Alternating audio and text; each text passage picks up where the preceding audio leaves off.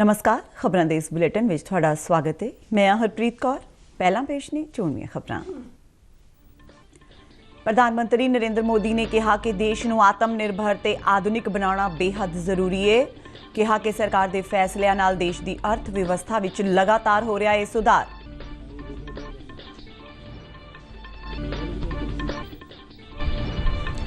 संसद विच राष्ट्रपति दे भाषण ते धन्नवाद दे मते ते लोक सभा ते राज सभा विच चर्चा।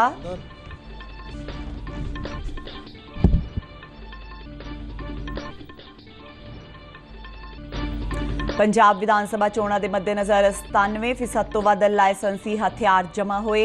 नामजदगी पर्चियां दी पड़ताल तो बाद हुण जलंधर दे सारे 9 विधान सभा हलकियां विच 107 उम्मीदवार चोण मैदान विच।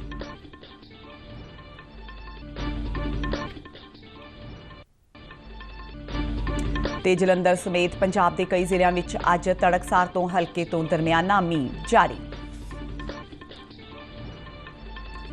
ते हुण खबरां विस्तार नाल। प्रधानमंत्री नरेंद्र मोदी ने कहा है कि देश नूं आत्म निर्भर ते आधुनिक बनाना बेहद जरूरी है। बीजेपी वालों आयोजित एक प्रोग्राम विच उन्होंने कहा कि इस वार दे केंद्रीय बजट विच देश नूं आधुनिक बनाउण वल लिजाण लई कई अहम कदम चुके गए ने। प्रधानमंत्री मोदी ने कहा कि पिछले 7 वरियां विच सरकार दे फैसलिਆਂ दे चलदियां ही देश की अर्थव्यवस्था का लगातार विस्तार हो रहा है। इस साल का बजट इसे और गति देने वाला है। साथियों, जब गरीब को मूलभूत सुविधाएं मिलती हैं तो वो अपनी ऊर्जा, अपने विकास, देश के विकास में लगाते हैं। इस बजट का भी फोकस गरीब, मिडिल क्लास और युवाओं को बुनियादी सुविधाएं देने और आय के स्थायी समाधानों से जोड़ने पर है।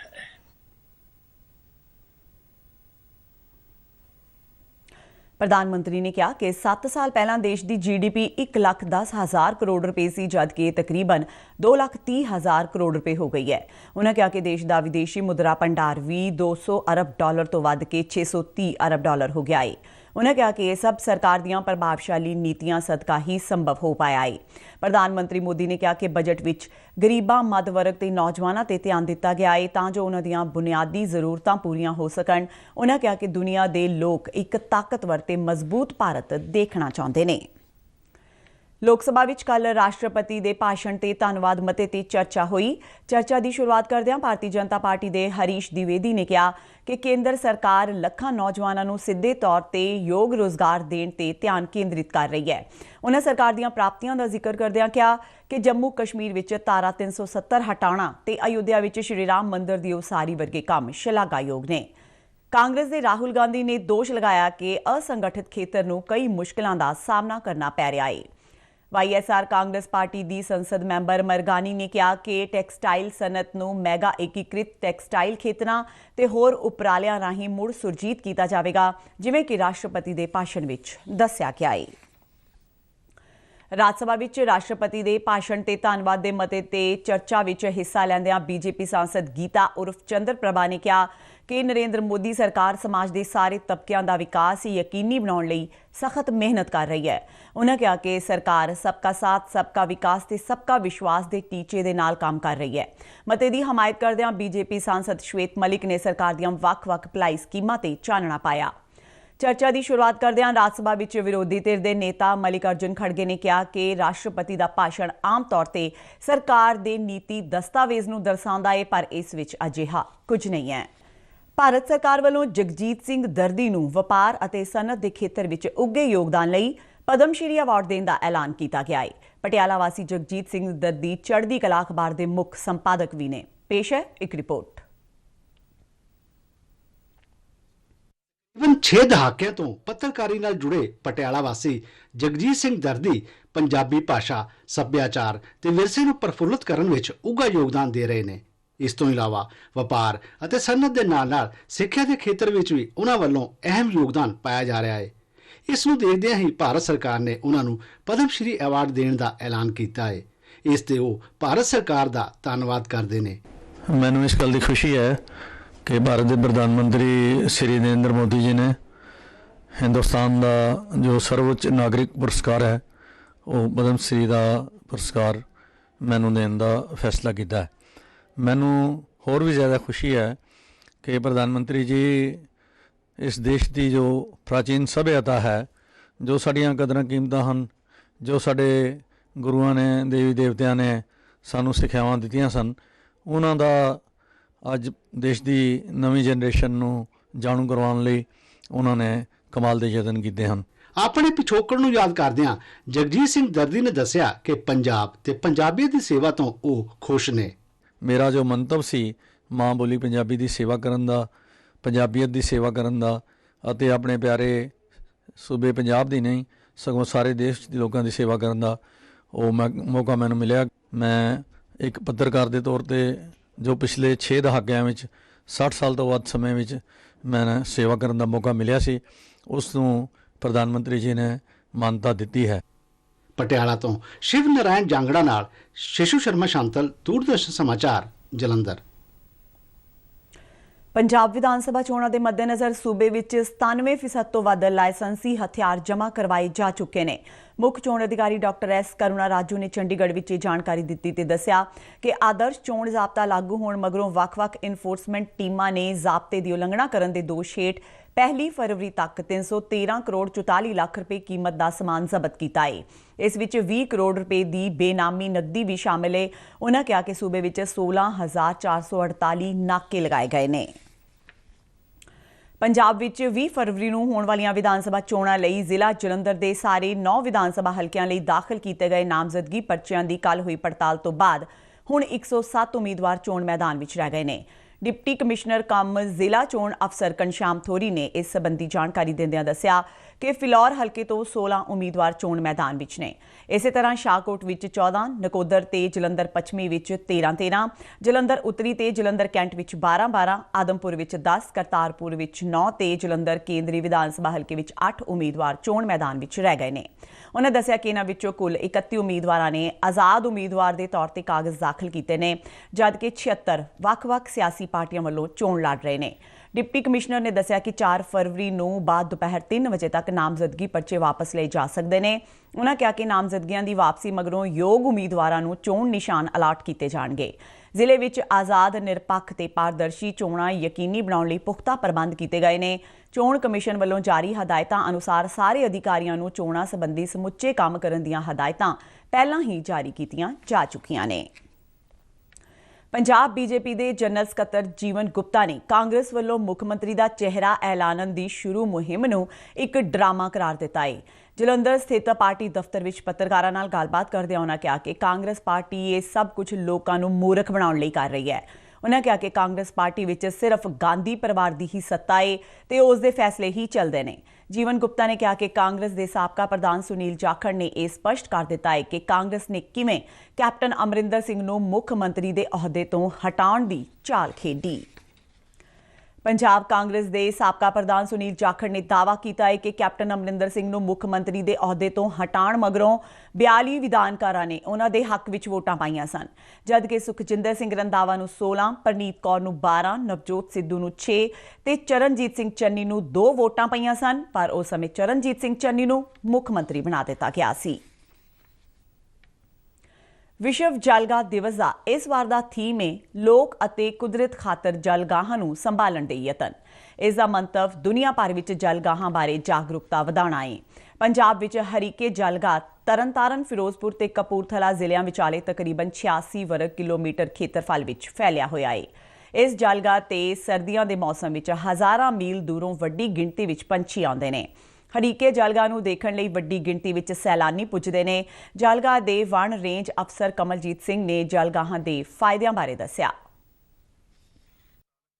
देश विदेश तो ਜਿਹੜੇ ਆਪਣੇ ਲਗਭਗ 90,000 ਦੇ ਕਰੀਬ ਜਿਹੜੇ ਇੱਥੇ ਪੰਛੀ ਆਉਂਦੇ ਹਨ, ਜਿਨ੍ਹਾਂ ਨੂੰ ਦੇਖਣ ਲਈ ਦੂਰ ਦਰਾਡਿਆਂ ਤੋਂ ਸੈਲਾਨੀ ਇੱਥੇ ਪਹੁੰਚਦੇ ਨੇ ਅਤੇ ਹਰੀਕੇ ਉਹਨਾਂ ਨੂੰ ਪੰਛੀਆਂ ਨੂੰ ਦੇਖ ਕੇ ਜਾਂਦੇ ਹਨ। ਪੂਰੇ ਸੰਸਾਰ ਦੇ ਵਿੱਚ ਹਰ ਸਾਲ 2 ਫਰਵਰੀ ਨੂੰ ਵੈਟਲੈਂਡ ਡੇ ਮਨਾਇਆ ਜਾਂਦਾ।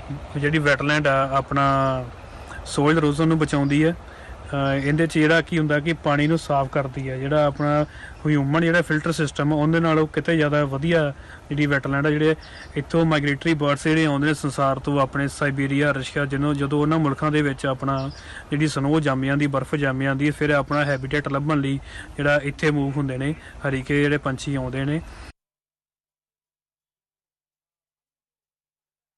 ਸਿਟੀ ਵੱਲੋਂ ਜਲਗਾਹਾਂ ਦੀ ਮਹੱਤਤਾ, ਰੱਖ ਰਖਾਅ ਤੇ ਇਹਨਾਂ ਨੂੰ ਬਣਾਏ ਰੱਖਣ ਲਈ ਕੀਤੇ ਜਾਣ ਵਾਲੇ ਯਤਨਾਂ ਪ੍ਰਤੀ ਜਾਗਰੂਕ ਕਰਨ ਵਾਸਤੇ ਇੱਕ ਵੈਬੀਨਾਰ ਦਾ ਆਯੋਜਨ ਕੀਤਾ ਗਿਆ। ਇਸ ਵਿੱਚ ਸੂਬੇ ਦੇ 100 ਤੋਂ ਵੱਧ ਵਿਦਿਅਕ ਅਦਾਰਿਆਂ ਤੋਂ ਬੱਚਿਆਂ ਤੇ ਅਧਿਆਪਕਾਂ ਨੇ ਹਿੱਸਾ ਲਿਆ। ਬੁਲਾਰੇ ਨੇ ਕਿਹਾ ਕਿ ਜਲਗਾਹਾਂ ਨੂੰ ਬਚਾਉਣਾ ਸਮੇਂ ਦੀ ਮੰਗ ਹੈ। ਪੰਜਾਬ ਵਿੱਚ ਪਿਛਲੇ 24 ਘੰਟਿਆਂ ਦੌਰਾਨ ਕੋਰੋਨਾ ਕਾਰਨ 23 ਹੋਰ ਮੌਤਾਂ ਹੋਈਆਂ ਨੇ, ਜਦਕਿ ਇਸ ਅਰਸੇ ਦੌਰਾਨ 1730 ਨਵੇਂ ਮਾਮਲੇ ਸਾਹਮਣੇ ਆਏ ਨੇ। ਸੂਬੇ ਵਿੱਚ ਇਸ ਵੇਲੇ ਐਕਟਿਵ ਮਰੀਜ਼ਾਂ ਦੀ ਗਿਣਤੀ 17,750 ਹੈ। ਬੀਤੇ 24 ਘੰਟਿਆਂ ਦੌਰਾਨ 4,869 ਮਰੀਜ਼ਾਂ ਨੇ ਕੋਰੋਨਾ ਲਾਗ ਤੋਂ ਮੁਕਤੀ ਹਾਸਲ ਕੀਤੀ ਹੈ। ਪੰਜਾਬ ਵਿੱਚ ਹੁਣ ਤੱਕ 3,39,57,000 ਤੋਂ ਵੱਧ ਲਾਭਪਾਤਰੀਆਂ ਦਾ ਟੀਕਾਕਰਨ ਕੀਤਾ ਜਾ ਚੁੱਕਾ ਹੈ। 15 ਸਾਲ ਤੋਂ ਵੱਧ ਉਮਰ ਦੇ 4,72,995 ਨੌਜਵਾਨ ਮੁੰਡੇ ਕੁੜੀਆਂ ਅਜਿਹੇ ਨੇ ਜਿਨ੍ਹਾਂ ਨੂੰ ਕੋਵਿਡ ਰੋਕੂ ਟੀਕੇ ਦੀ ਪਹਿਲੀ ਖੁਰਾਕ ਦਿੱਤੀ ਜਾ ਚੁੱਕੀ ਹੈ, ਜਦਕਿ 516 ਲਾਭਪਾਤਰੀ ਦੋਵੇਂ ਖੁਰਾਕਾਂ ਹਾਸਲ ਕਰ ਚੁੱਕੇ ਨੇ। ਸੂਬੇ ਵਿੱਚ 2,11,895 ਵਿਅਕਤੀਆਂ ਨੂੰ ਕੋਵਿਡ ਰੋਕੂ ਟੀਕੇ ਦੀ ਇਹਤਿਆਤੀ ਖੁਰਾਕ ਦਿੱਤੀ ਗਈ ਹੈ। ਰਾਸ਼ਟਰ ਵਿਆਪੀ ਕੋਵਿਡ ਟੀਕਾਕਰਨ ਮੁਹਿੰਮ ਤਹਿਤ ਹੁਣ ਤੱਕ 167 ਕਰੋੜ 80 ਲੱਖ ਤੋਂ ਵੱਧ ਟੀਕੇ ਲਗਾਏ ਜਾ ਚੁੱਕੇ ਨੇ। ਸਿਹਤ ਮੰਤਰਾਲਾ ਮੁਤਾਬਕ ਕੱਲ੍ਹ ਸ਼ਾਮ 7 ਵਜੇ ਤੱਕ 48 ਲੱਖ ਟੀਕੇ ਲਗਾਏ ਗਏ ਨੇ। 94 ਕਰੋੜ ਤੋਂ ਵੱਧ ਨੂੰ ਪਹਿਲੀ ਡੋਜ਼ ਦਿੱਤੀ ਜਾ ਚੁੱਕੀ ਹੈ, ਜਦਕਿ 71 ਕਰੋੜ 97 ਲੱਖ ਤੋਂ ਵੱਧ ਲੋਕਾਂ ਨੂੰ ਕੋਵਿਡ ਰੋਕੂ ਟੀਕੇ ਦੀਆਂ ਦੋਵੇਂ ਖੁਰਾਕਾਂ ਦਿੱਤੀਆਂ ਜਾ ਚੁੱਕੀਆਂ ਨੇ। ਹੁਣ ਤੱਕ 1 ਕਰੋੜ 34 ਲੱਖ ਤੋਂ ਵੱਧ ਲੋਕਾਂ ਨੂੰ ਇਹਤਿਆਤੀ ਖੁਰਾਕਾਂ ਵੀ ਦਿੱਤੀਆਂ ਗਈਆਂ ਨੇ। ਦੇਸ਼ ਵਿੱਚ 4 ਕਰੋੜ 76 ਲੱਖ ਤੋਂ ਵੱਧ 15 ਸਾਲ ਤੋਂ ਵੱਧ ਉਮਰ ਦੇ ਨੌਜਵਾਨ ਬੱਚਿਆਂ ਨੂੰ ਕੋਵਿਡ-19 ਵੈਕਸੀਨ ਦੀ ਪਹਿਲੀ ਖੁਰਾਕ ਦਿੱਤੀ ਜਾ ਚੁੱਕੀ ਹੈ। ਕੇਂਦਰੀ ਇਲੈਕਟ੍ਰੋਨਿਕਸ ਤੇ ਸੂਚਨਾ ਤਕਨਾਲੋਜੀ ਰਾਜ ਮੰਤਰੀ ਰਾਜੀਵ ਚੰਦਰ ਸ਼ੇਖਰ ਨੇ ਲੋਕ ਸਭਾ ਵਿੱਚ ਦੱਸਿਆ ਕਿ ਦੇਸ਼ ਭਰ ਦੀਆਂ 2.5 ਲੱਖ ਪੇਂਡੂ ਪੰਚਾਇਤਾਂ ਵਿੱਚ ਘੱਟੋ-ਘੱਟ ਇੱਕ ਜਨਤਕ ਸੇਵਾ ਕੇਂਦਰ ਸਥਾਪਿਤ ਕੀਤਾ ਜਾਵੇਗਾ। ਇੱਕ ਸਵਾਲ ਦੇ ਲਿਖਤੀ ਜਵਾਬ ਵਿੱਚ ਉਹਨਾਂ ਕਿਹਾ ਕਿ ਇਸ ਨਾਲ ਸਰਕਾਰ ਤੇ ਆਮ ਲੋਕਾਂ ਵਿਚਾਲੇ ਈ-ਸੇਵਾਵਾਂ ਦੀ ਉਪਲਬਧਤਾ ਦੀ ਸਹੂਲਤ ਹੋਵੇਗੀ। ਉਹਨਾਂ ਕਿਹਾ ਕਿ ਉਹਨਾਂ ਦੇ ਮੰਤਰਾਲਾ ਵੱਲੋਂ ਡਿਜੀਟਲ ਇੰਡੀਆ ਪ੍ਰੋਗਰਾਮ ਤਹਿਤ ਜਨਤਕ ਸੇਵਾ ਕੇਂਦਰਾਂ ਦਾ ਇੱਕ ਨੈਟਵਰਕ ਬਣਾਉਣ ਦੇ ਉਪਰਾਲੇ ਕੀਤੇ ਜਾ ਰਹੇ ਨੇ।